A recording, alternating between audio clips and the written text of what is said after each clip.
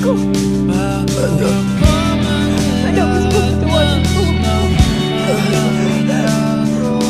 Pagtawanin mo ako, anak, mas ko.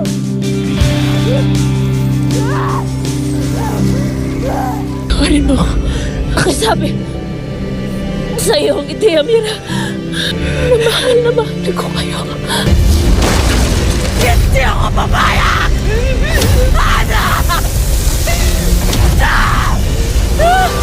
Lagi mo nga alalahanin na hanggat ang mga puso nyo'y nag-aalap para sa liwanag at kabutihan. Mananatili ako sa iyo. Mananatili ako sa iyo. Habang buhay. Ikaw na yung aking liwanag. Tawanin mo na!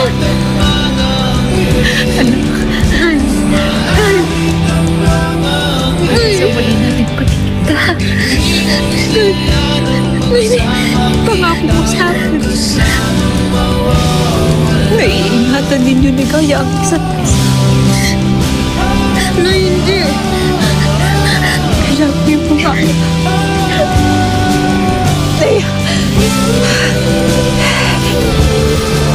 Kaibigan.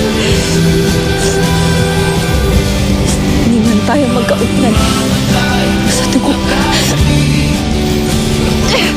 Ngunit, pareho ang gusto ng ating puso. Kaya tayo doon. Ikinarahan kita.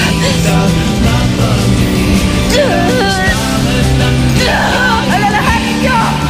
Sa pagbabalik ng mga bagong sangre, tiyak na magiging layunin nila ang buksayin si Garganta at ang pinagmumulan ng kanyang kapangyarihan. At batid natin na kapag nakuha nila ang mga piraso ng brilyante, ay manghihina sila. At maaaring samantalahin ito ng itim na bathala. Kung ganun, tama na ang kinig natin sa kanilang piraso ng mga brilyante. Para mapangalagaan natin ang mga bagong sangre. Kailangan natin maging malakas sa isip at sa gawa. Sapagkat hindi tayo nakatitiyak kung hanggang saan ang magiging saklaw ng itim na brilyante laban sa atin. At maaaring gawin din sa atin ni Gargan ang ginawa na kay Batulong Hidro. Ang inutusan niya na gumawa ng kasamaan. Hindi.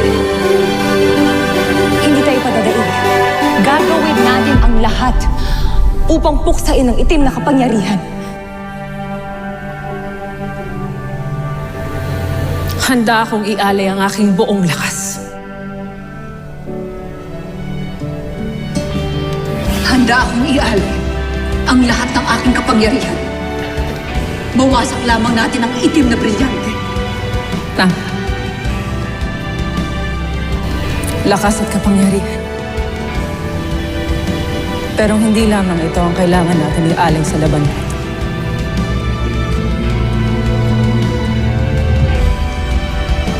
Maging ang ating puso, diwa at kaluluwa, ang kailangan natin ialay para sa mga bagong sangre.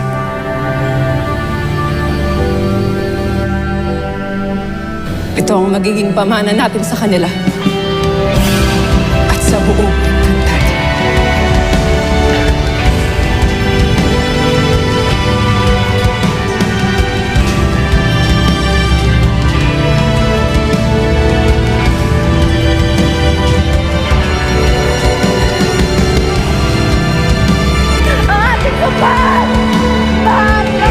Encantadia.